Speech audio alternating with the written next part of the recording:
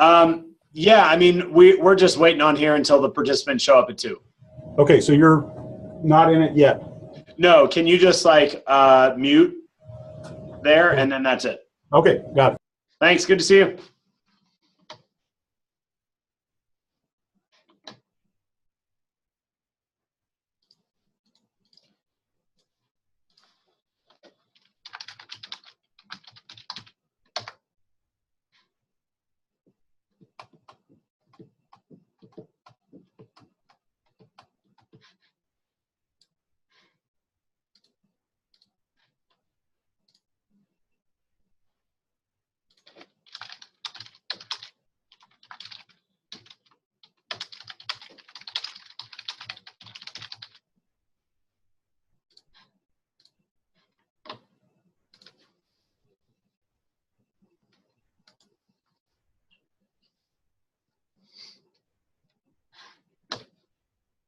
It's on mute. I just put it back on. Hey, Gavin. Hey.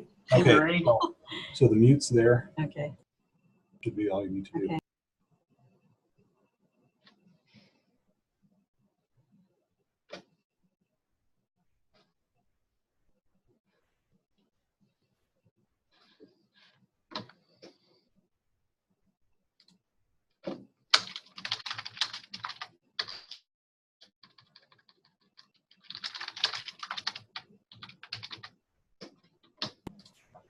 Yes. Well, our IT person lives in Toronto, but Zeno came to pick up the kids, so you wouldn't have to deal with them during the This is helpful.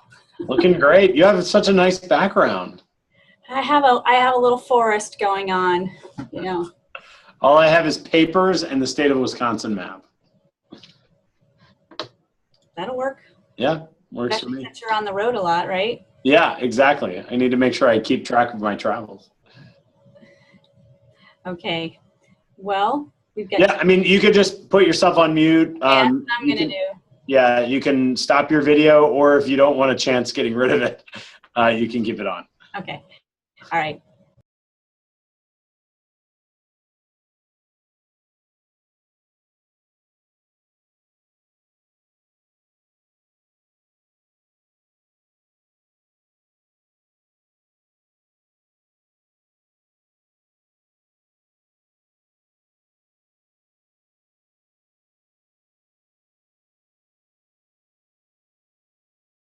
We're going to go ahead and try to get started. Hey, Deborah. I'm so glad people are turning on their cameras because this doesn't always happen.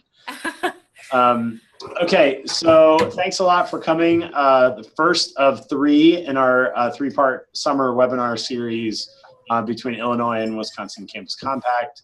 I'm Gavin Luter. You all, some of you all know me. I'm Executive Director of Wisconsin Campus Compact. And my colleague from Illinois. I'm Natalie Furlett from Illinois Campus Compact. I'm the executive director here. So thank you all for joining us and figuring this out with us.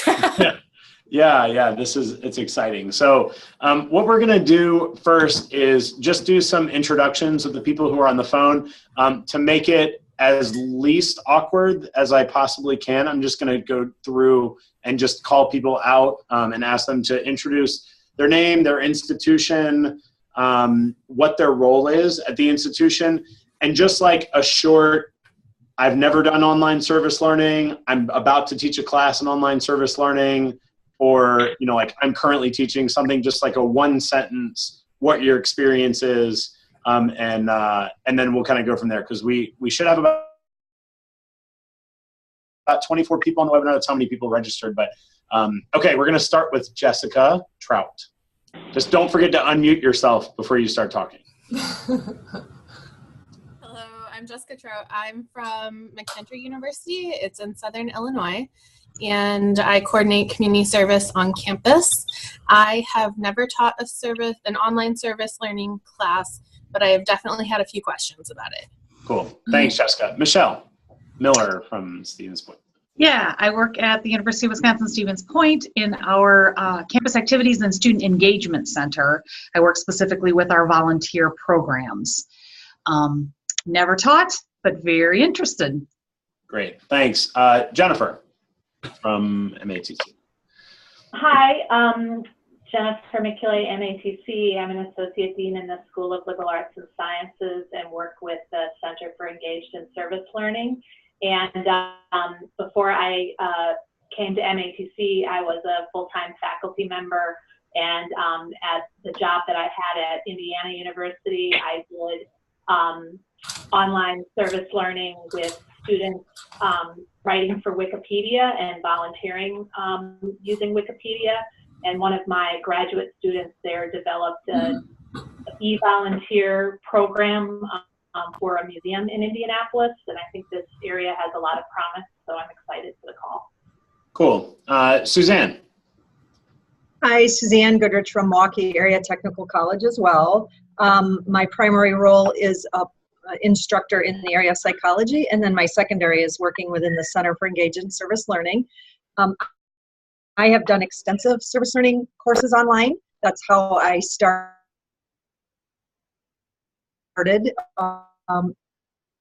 actually with doing service learning when I so I figured I maybe should get caught up on a little bit more of the stuff that's going on, but I do know the ins and outs of it. So I'm happy to be here. Hi, I'm Deborah Harp, and I am Director of Community Engagement here at UW Parkside. I have not done online service learning at all, and but I do have a couple of faculty who've tried it and people who are starting to have some interest in it, and we've spent a lot of time in the last several years doing like summer workshops and online course development and online learning. And we also do a CBL summer workshop, and I'm hoping that next summer we might be able to incorporate into the CBL workshop something about online community-based learning courses. Great. Anna, you're next. Did you hear the instructions? Okay, you have to unmute. Yeah. I got it. It took me a while to figure out how to turn my sound on. So I just It's okay. So name, institution, your role, and just a quick one sentence. Do you have any experience with online service learning? So I'm Anna Courtier. I'm the Director of Service Learning at WScience at UW-Madison. I have experience with service learning and with online teaching, but not online service learning. Okay, great. Wonderful. Stan Mensa, is that right? We can't hear you. I don't know why. Now it says you're muted. I still can't hear you. I'm sorry, Stan. Okay, while you figure that, I'll come back to you. If nothing else, you can put it in the chat box and then you can kind of say what that is. I'm sorry I can't hear you. I'm going to move on to Patrick Fina. Hi, everyone. My name is Patrick Fina. I work at the Illinois Institute of Technology with our service learning and leadership programs. And we're looking at how we could incorporate some of these things online. So just excited to learn today. Great. Thanks, Patrick. Sean. Sean Liebeck-Smoke at Cardinal Stritch University, Milwaukee, Wisconsin. I'm Director of Experiential Learning and Career Education. I have not done online service learning, but in one of my roles of helping faculty members connect with opportunities and develop opportunities, just interested in learning more about it to assist in that realm. Great. Thanks, Sean. Kristen. Hi, everyone. I'm Kristen Wright, Associate Director in office called Source at Johns Hopkins University. And my role is really to work with faculty to develop service learning. And we've had a couple folks recently asking about their online courses, and I don't have any experience. So I thought I'd learn. Great. Thanks, Kristen. All right. Now for the awkward ones, because I don't know the phone numbers and I don't know your names. But there's a 262-412, so that's a Milwaukee area code. I don't know who that is. You could unmute yourself and introduce. Not hearing anything back from you. So you're just listening or you've stepped away. Is that right there? Yes. Yeah. Can you hear me now? Hi, this is Faye Akintis from UW Parkside, Kenosha. I am the Faculty Director of Community-Based Learning and Research. I have no experience in online service learning, but I am here because there's growing interest among our faculty to integrate service learning in their online courses. Thanks, Faye. And then there's the 715 area code. I guess that's like a Stevens Point number also, maybe, Central Wisconsin?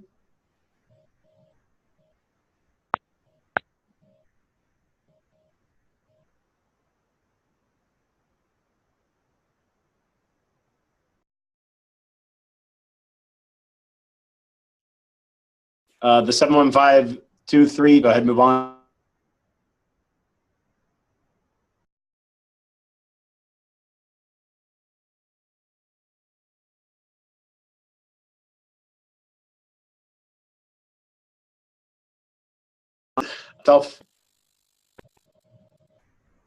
If not, it's okay. It looks like your mic isn't working. Is that right? Okay. Yeah. Can you hear me? Yes. Introduce yourself. Okay, good. Okay, so my name is Dan Mensa. I work at North Central College. I actually work in instructional design, so I help faculty members build online courses, but I haven't done anything with online service learning, so that's why I'm here to learn about that. Okay, great. Thanks, Dan. Okay, at this point, since I didn't hear from the 715 and the life stems, we're going to go ahead and turn it over to our presenters. I think, so it's Susan Reed and Marie Sandy. I'll let them introduce themselves. But I think we're going to go ahead and introduce, Susan's going to start with an introduction of her course about active citizens, and then Marie is going to turn over and talk about the PowerPoint that we have, that she's put together along with Susan. So go ahead and take it away, and thanks everybody for being here again.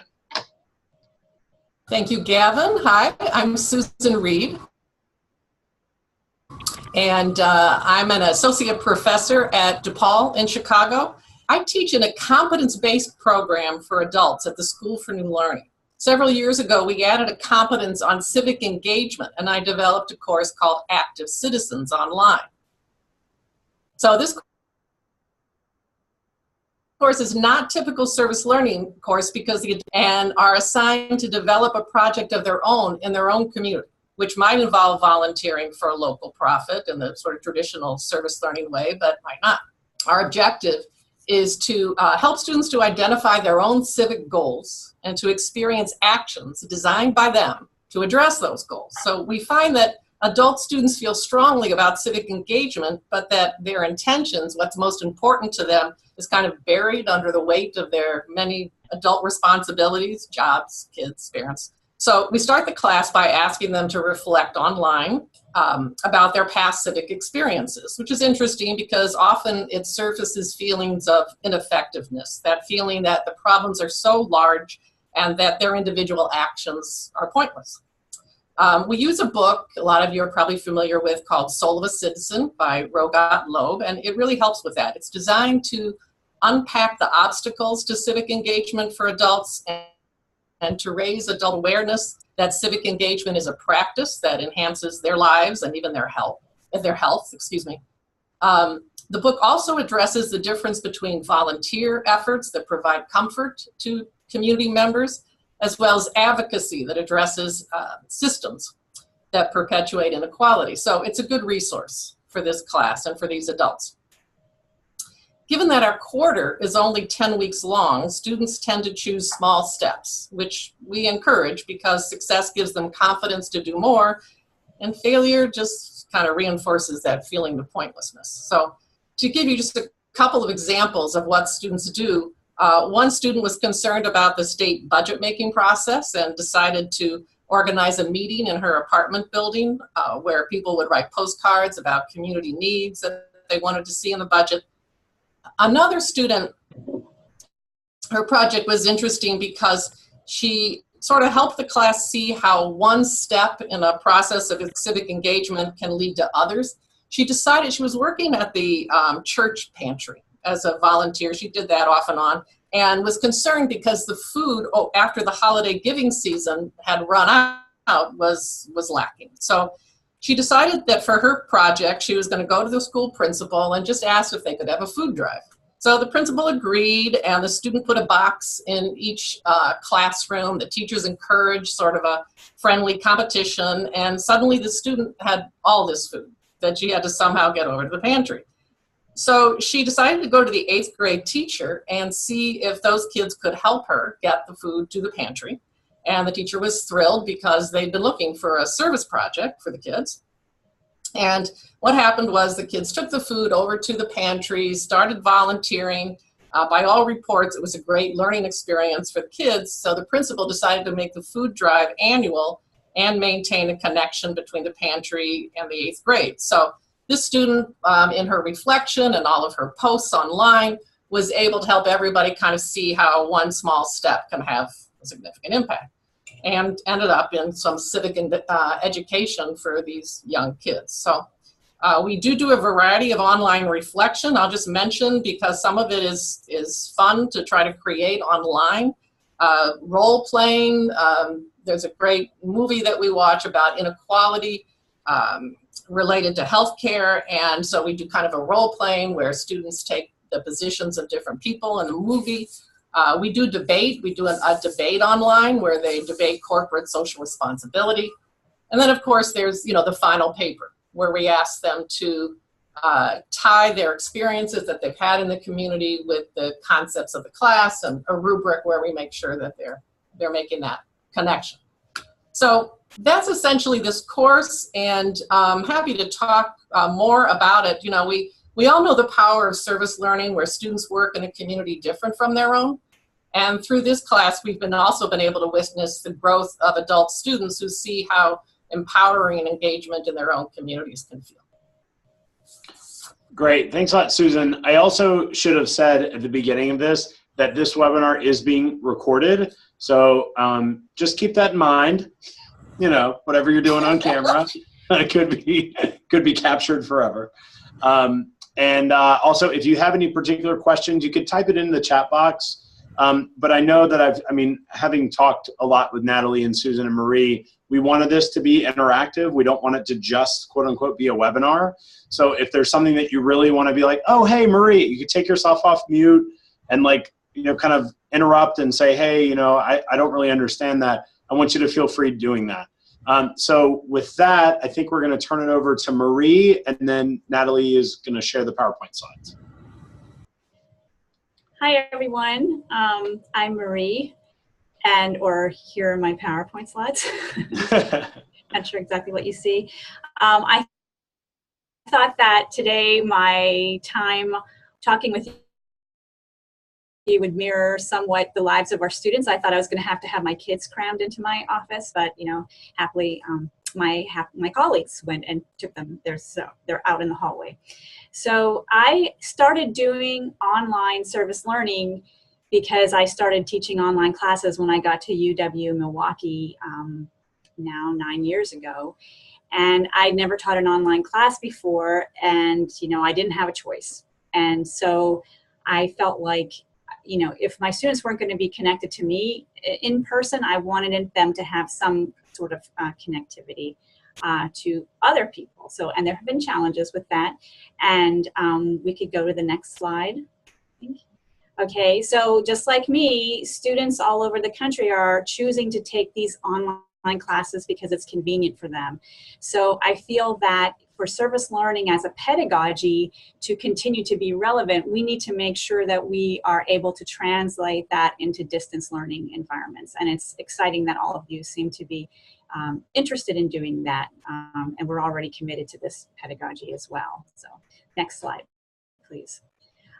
So with your attachments here, you have all of these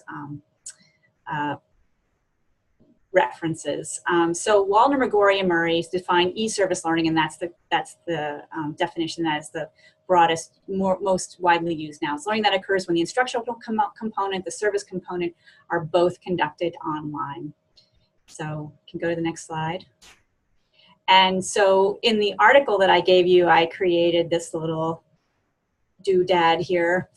So the middle one has the different types of service learning. Hybrid type 1, which is what I think is probably the most common, where you teach the class online, and just like Susan described, the service is on site someplace. But it could be that the service is online and the instruction is on site. I've done that before. lots of nonprofit organizations want websites, for example, and different digital tools. Can you set up PayPal for me for donations? Hybrid type 3 is where the instruction and the service are both partially online or partially on site. And hybrid type 4 is sometimes what they describe as extreme e-service learning, where both the instruction and the service are fully online. So in the classes that I've taught, and I think Gavin emailed you out a couple of syllabi, I provide both options, like find a place, or I have some online options for you. And I also provide a list of what is available locally. Most of my students are in Milwaukee, but some of them have been in Saudi Arabia and Europe, different parts of Wisconsin. But I felt like having that list where I'm writing it out, like in a face-to-face service learning class, you often have community partners come and talk about their sites, but here you really need to make sure you're providing some kind of written documentation. I think it helps the online students hang on to something a little bit better. Okay, next slide, please. So I don't really feel like we have a choice, I guess. I also teach philosophy of education, so I'm interested in the theory of service learning, and I think like providing this type of instruction in an online environment makes us rethink what are some of the core concepts of our work, like sense of place, right? That's supposed to deepen civic engagement. Well, what does sense of place mean exactly when you're on, you're completely online and you're not all sitting in the same place? Okay, next slide. There are lots of benefits. A lot of the benefits are similar to face-to-face courses. My online students were way more excited. I have to say my teaching evaluations when I do service learning and online classes go way up compared to on regular online classes. And so that has caused my university to take notice that this is a way of engaging them more. And all of the regular online students. I have to say, Igoni was from Nigeria, the student with the quote there, and he had 4 kids, is a taxi driver, is a full-time student, and did service learning. So after he was doing it, like my other students couldn't really say, I have no time to do this. So he was kind of a really great early adopter in my class. Okay, next slide, please. There are challenges. Community partners are not involved with the classroom experiences, so you're not co-teach. It's very difficult, I think, to co-teach with them. In the same way, you have to be much more intentional about using Zoom or using video chats.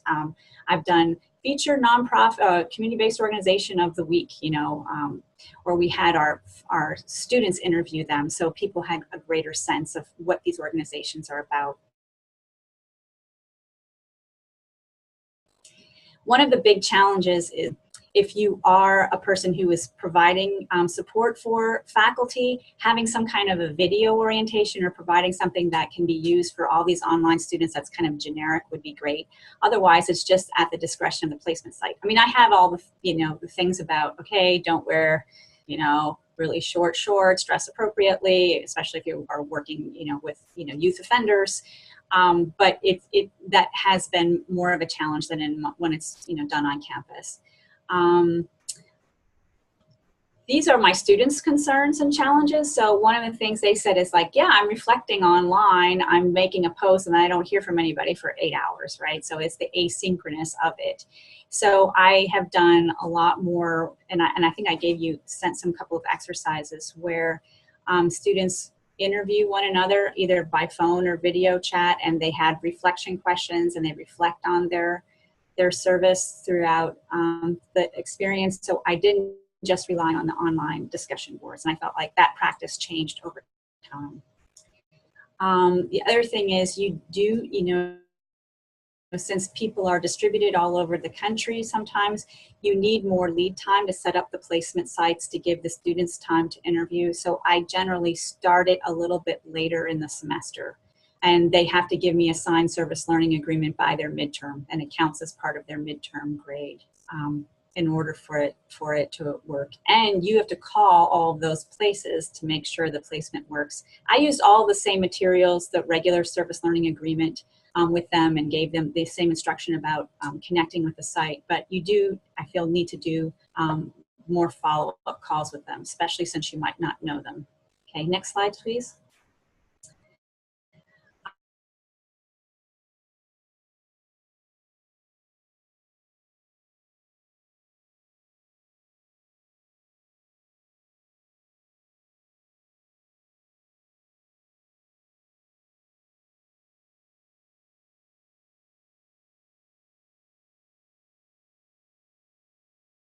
You're not going to get much out of it. So, but I know that people have complicated lives. When you do have online service learning, like, very often people can do, participate in an online project a little bit easier. So these were some of my recommendations that I already talked about. Developing a list in advance of the semester. So I can't just decide, oops, I'm doing service learning and it's September and my class starts in 3 days. I did have to use more time to prepare. For my undergrads, if they really couldn't do any service learning at all, and I had one person recovering from back surgery, so didn't want to spend more time on the computer, just wanted to do the basics, then I did have them do a longer research paper option and a final exam. For my upper level classes, like I teach a class on community partnerships, I mean, clearly the project's not going to work. The class won't work unless they do that. Contact your community partners like 3 times at minimum a semester. And I felt like for online service learning, especially, I needed to make sure they saw that time as a legitimate part of their coursework. So I did this. I didn't know if it was going to work, but I divided my semester up into A, B, and C weeks. And your C weeks, you didn't have much reading to do or writing because you're expected to be going out and doing your service. And that worked super well because they saw that as not adding on to all the other work that they did. I mean, it was the same amount of work actually. And that was the time where we did the deeper service learning reflections. Even though they could talk about it every week, I had more guided group interactions for that week. I actually found the reflection activities often worked better online. So that was a perk and they were excited about it in different ways. I felt like there was greater honesty about issues of race, gender, and class in an online environment, and that's also been shown in the literature. So really great opportunities for rich discussions, happier students. I felt it was more rewarding and fun for me too. Other recommendations is creating videos and other orientation, basic orientations for online service learners, which we're still working on here in UW-Milwaukee. Okay, next slide, please. Community partners, my students did this, my grad students said, okay, have an established list of criteria for service learning placements. The more direction they have about what you're looking for and what's going to work the best. They said minimize distinctions between community and classroom. We're working on more videos, down the road, but I didn't have this in the beginning either, having some visual samples of service learning out in the community for students to see. This is what your service learning site's going to be. So you could have one class make some videos and then use that for future classes, and finding ways of engaging beyond the online forum. And you can read the ones I didn't read later. Okay, next slide, please. For students, they had recommendations. I also had them write a letter at the end of the semester for future students of this class about what they would recommend, and that was kind of a fun reflection activity. They said write a thank you letter to your site, which they were also required to do. Research different service learning options. Think, do something that you might not have thought about, and represent yourself well, be supportive of other people in the class, and really come in with the mindset that you're going to learn as much from the service as you are from what happens from reading the books. Because we did have books too. Okay, next slide, please. And I feel like it did sort of help me rethink a sense of place, and I wrote an article in JHEOE, which I think you have now. Okay, next slide.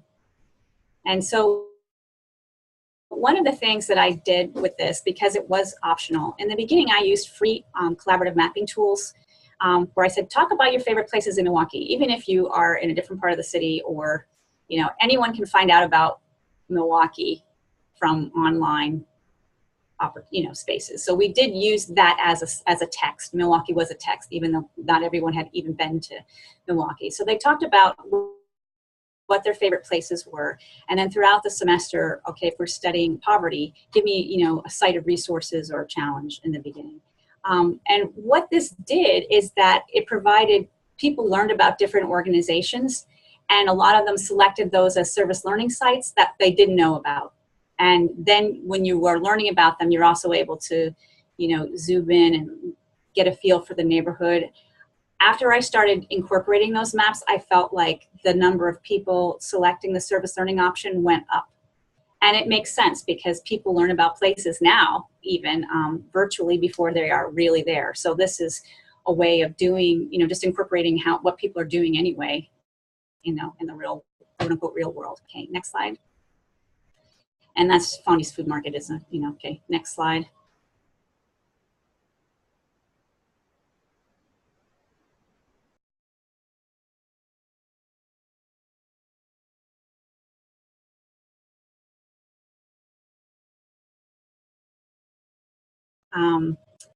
And this gives you some basic skills.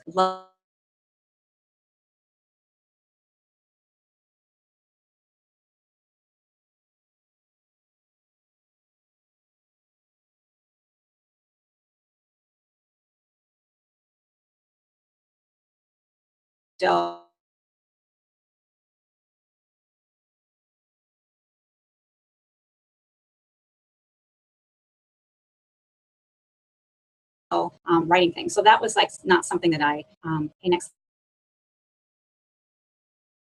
slide. And so my virtual students, my online distance students, and my face-to-face students got together and collaborated on a project. You can see there's a QR code on the screen, and you could, online you could find out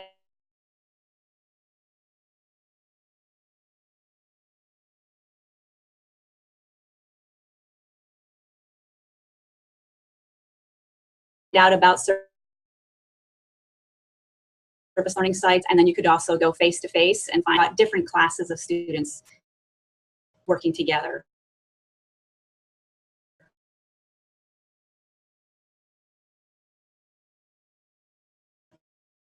It took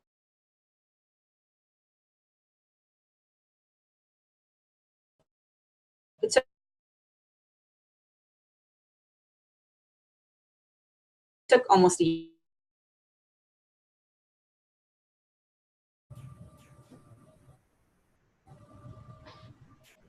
Can I say one more thing? Yeah, sure. The service learning office here was really helpful in compiling that list of initial sites that they knew that they were in an online class, and that was something that was, it helped me get the process up faster. So that was a nice tool. And then I used all the regular stuff, service learning agreements, sure. Everything else. Thanks. Okay. Can I just say, I'm sorry, is somebody else going to talk? I just wanted to say, Marie, I love your idea of getting students on the phone with each other and kind of breaking down the asynchronous distance that's kind of inevitable in online learning. I've done it with, at the beginning of the course, I pair them up to talk about past experiences, but you're inspiring me to want to do more of that. Thanks, Susan. Well, there's a lot of literature in online learning on sense of presence and sense of place. And the part of what makes an online class successful or not successful is the sense of belonging that students have to the class site and to each other. So within the first week, their first assignment, I call it, it's not about you paper. You have to interview one of your students in groups of 3. So you have to shut up and listen to 2 other people talking, and they will answer a series of questions that I think were also sent to you. But that way they know at least 2 other people pretty well in that class during the very first week. And then I have, that seems to set things off well. And then I have them reflect with the same pairs or the same triads at the end of the semester too. That's good. I want to borrow that. So if nobody else has a question, I will start with a question. So I think one of the things I liked about sort of pairing the two of you together is you kind of take different approaches to the same idea.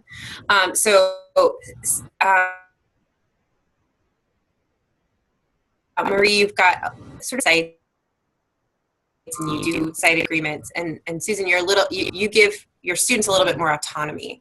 So I'm wondering if you guys can maybe talk a little bit about why you made the decision to do it, and sort of what you think the positives are for those two different setups. I can go first. I feel like I do a both and. Like I want to have some options available, because if it's completely left up to a lot of students, sometimes they get stressed out by the lack of structure, or I've never done service learning, I don't know how to do this here. So I do feel like, okay, here's some, and then it helps them imagine what this could look like. Clearly, like I had students in Eau Claire, and I have no idea what organizations are out in Eau Claire and what kind of projects they can develop.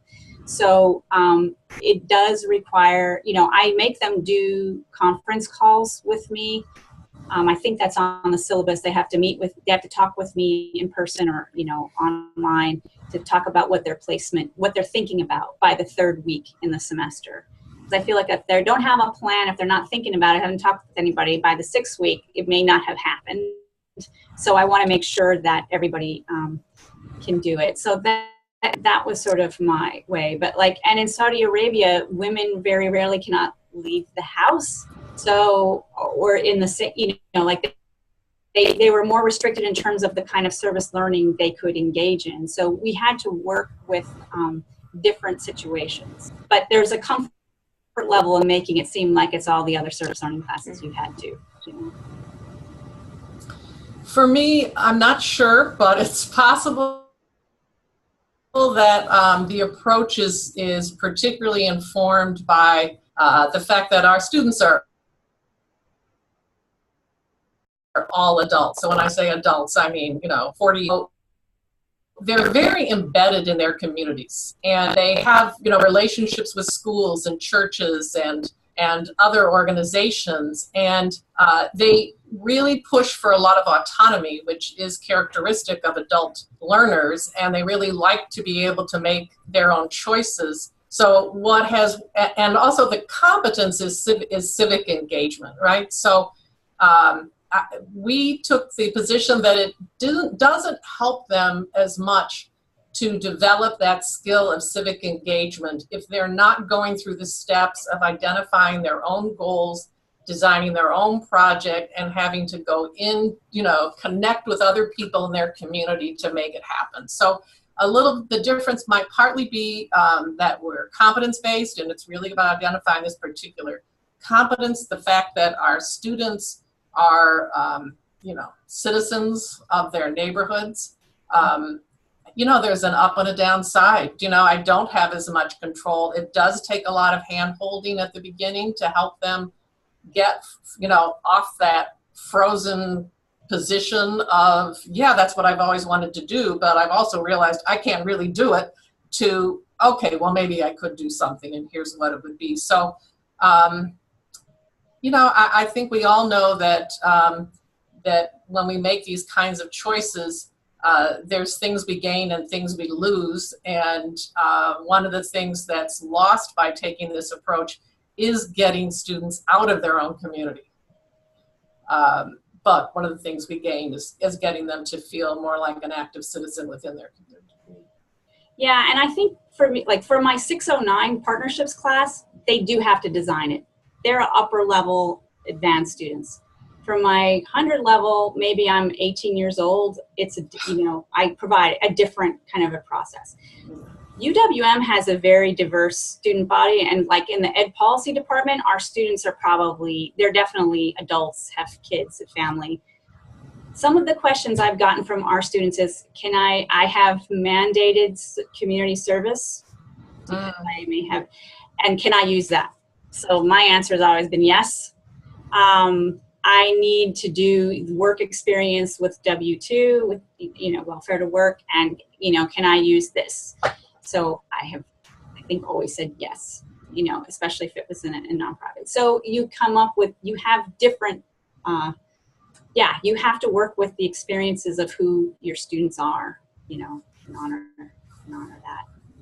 I also felt like, you know, for my students in my partnerships class in particular, they weren't, a lot of these, they had to set up their own site. They had to, you know, part of the work is presenting yourself, right? And so when a lot of them presented this as using the term community service, many of these sites turned them down because they assumed that this was mandatory community service by the courts.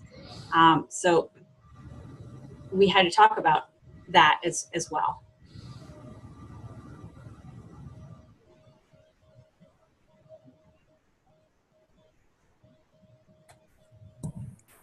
We'd love to hear from those of you who've also taught online, or, you know, what kind of questions you're getting from people about service learning online. I think a lot of us are being pressured to design more online courses.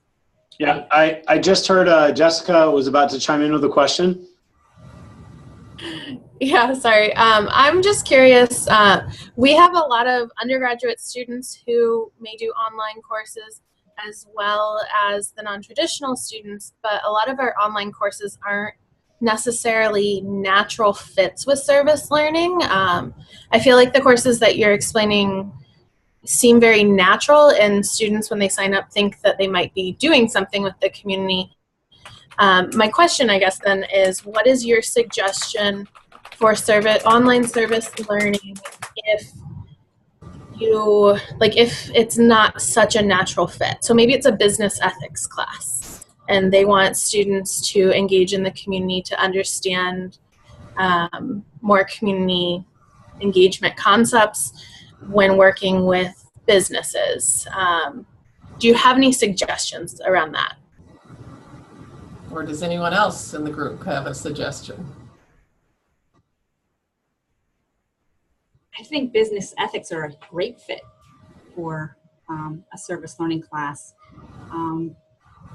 I know of many, I know many faculty in the business school here and in other places where if you're designing, it might not have been ethics, but if you're working on designing a plan for a small business, for example, it's actually a fairly concrete work product for students to engage in. So I know that they have been successful. I think it goes back to what the learning goals are of the course and being specific about what the learning goals are of the service learning placement, which is one of the recommendations my students had for me. So they would have an understanding of what they're supposed to learn and what then they asked for when they're setting up their place, you know, when they're having conversations with a community-based organization or a business about what they're there to do. I mean, I'll also say no specifically business ethics. I don't know if that's like really where your question is, or if you're just like throwing that out randomly. I know that there are some courses that, might traditionally make more sense for service learning, but I know that whenever I think of, I remember I went to IRSlice one time, and I wish I could put my finger on the database, but there was some kind of a platform that these people had been, different organizations, businesses had put up a posting of here's what we want done. And then the university came in and picked it off. I don't know if Marie or Susan, you guys know what that is, but anything that could be done as a document that could be then sent back to the organization, and it's kind of an iterative back and forth. I mean, those kinds of projects fit really, it might not seem like the content really works well, but the format of what they need and the fact that they just need a document done and they just don't have time to do it, that is, those can be really natural fits. And again, you have to echo what Marie said. You have to go back to your course content and see what makes sense. But I know that, we in the Campus Compact, the Compact Nation are really good at saying, give us an example of something and we'll show you a service learning project. So if anybody has any particular questions about things that they just don't know, we're happy to help even point you to the direction of somebody who's already done something like that. So yeah, it's a great question, Jessica. So thanks for asking. I don't think my 114 class had ever been done as a service learning class before I taught it. It's called Community Problems. I'm in education, but it's basically like an intro to sociology class. And so I'm putting up a book here. This is Corey Dolgan's book on social problems, a service learning approach. And it was the first time I used this book in any class. And I used it in an online class, and it has examples of service learning that apply to different community issues that we were looking at. And students really loved the book. And I think it was more important in an online class for them to feel connected to other people doing similar work, since they weren't around those folks every day in a class. So that, I guess, was a pretty natural fit. And the community partnerships class, I designed it, and because I like to do community engaged stuff. So I didn't have to work too hard there. You're right.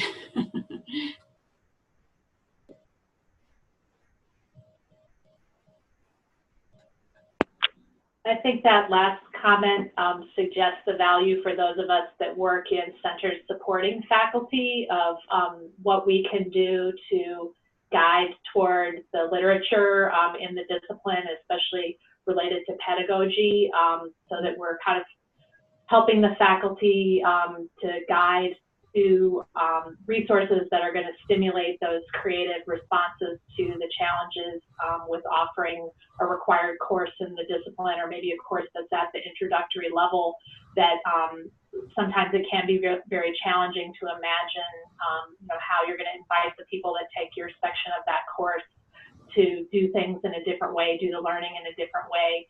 But every discipline has great resources for sharing information about how other faculty have done that. And I think that also suggests the value of these kinds of gatherings and calls, that we can learn from each other and get reminded of, oh, well, that's this discipline, but my own discipline has a set of literature related to that, or the service organizations that relate to my discipline have people thinking about that, so I can reach out to them and get that inspiration and support. I'm thinking from listening to Marie how much in some ways service learning online is the same. Marie's using the same forms. It's the same kind of requirement of the students' involvement. Very similar reflection. Online kind of provides some new opportunities to do reflection in a new way. It also provides challenges, as we were saying, about, especially if we both use D2L, if the conversation is asynchronous. It kind of sounds like Marie is, and me too, but more because she's doing the contracts and so forth, it is more work, because not everybody's at the same placement, and you're not just developing one partnership. You're trying to maintain partnerships that are very new every term. But in some ways, when you're talking to faculty about trying it, it's very similar to on-ground service learning.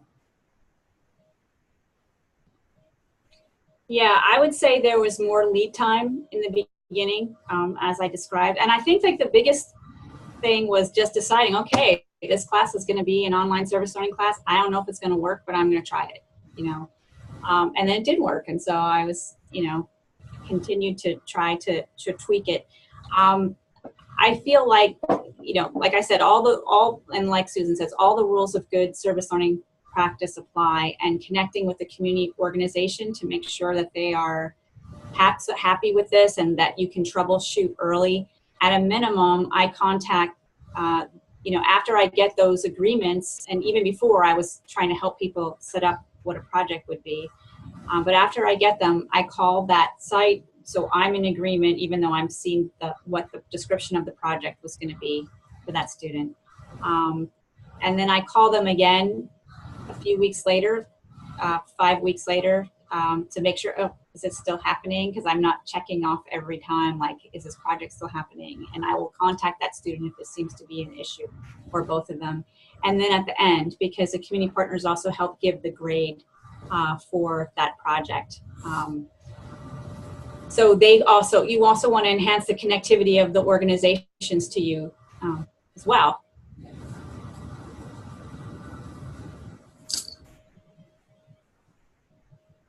I think Caitlin Bauman, just to give kind of a props to her, from UW Superior, just sent me the link to this thing. It's called skillsforchange.com. And that might be the platform that I was thinking about that allows people to kind of post these different opportunities and then have you do them in an online setting. Thanks a lot, Caitlin. Appreciate it. Check that out. I just wanted to say this literature on online service learning is still pretty new. Like, I did a lit review for a paper a couple years ago, and I think there were like 12 dedicated peer-reviewed articles to it. Like, there is not much. So like, one of the reasons why I had my students interviewing students that had, you know, their perspectives is that there are also there's room to publish in this area. There's students to get involved with to make sure that this is continues to be a student-centered pedagogy, and they have a hand in shaping how things go forward in the field. So I have taken these online service learning classes as, you know, as site of research as well. And, you know, there's lots of room for us to get better at this, I think.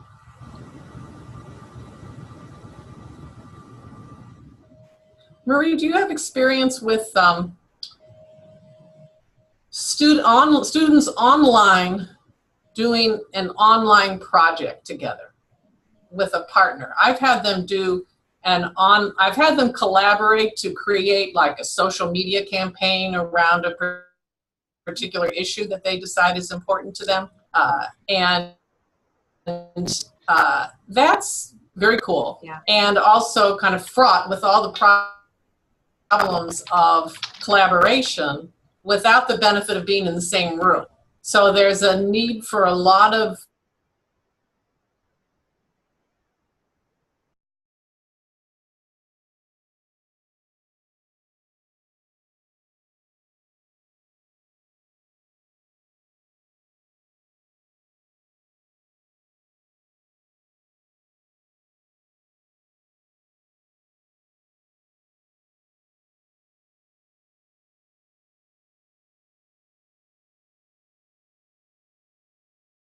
students to find on their own.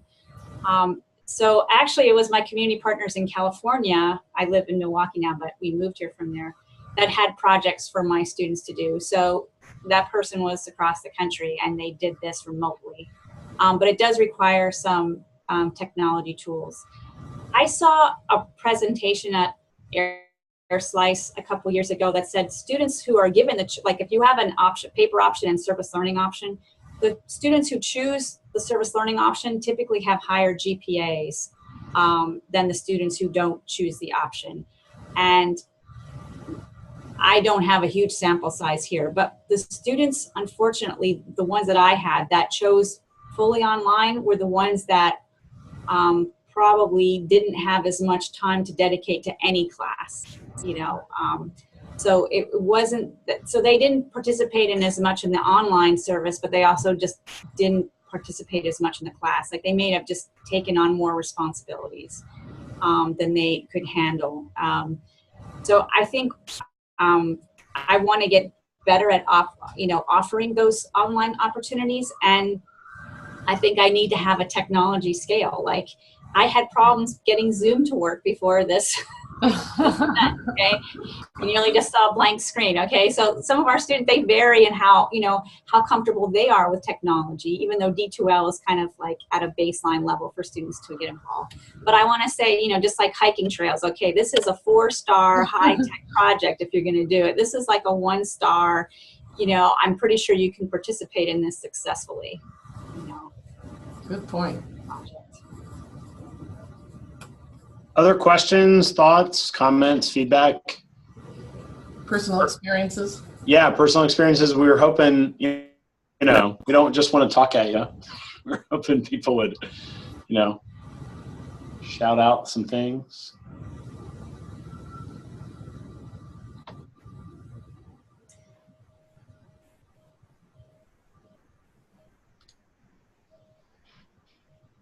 I just want to say I'm an anti-copyright person. If you see anything that you like and that I sent you, feel free to totally use it. But cite my article if you can.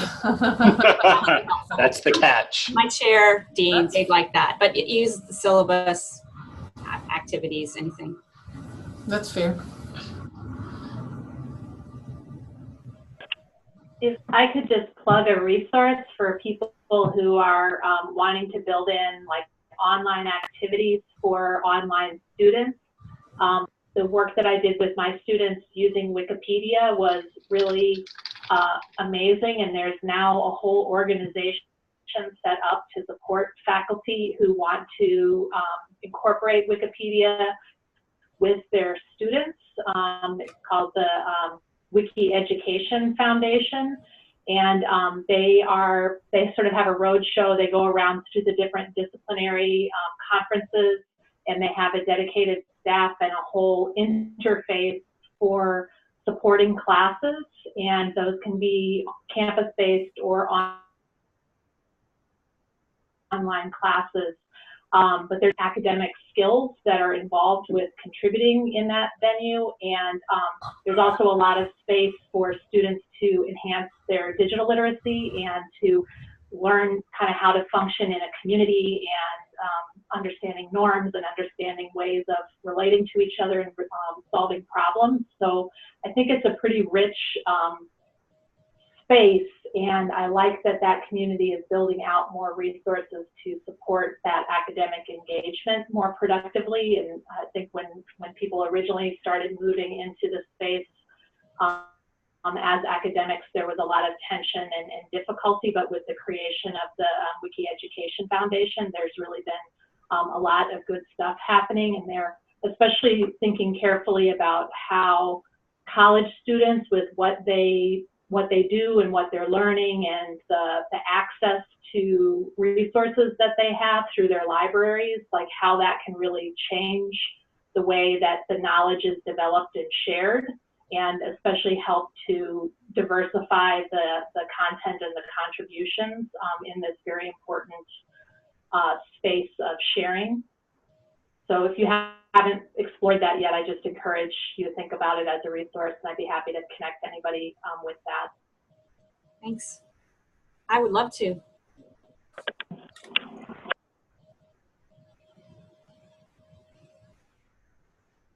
Okay, last call for any comments, questions, concerns, or thoughts. I'm sure everybody's happy to get an extra 3 minutes of their day back. Thanks especially to Marie and to Susan. And just to give a little plug, the next time, we've not yet set the date. I know, roll your eyes, but our next webinar that we're going to have is about bipartisan dialogue in the classroom.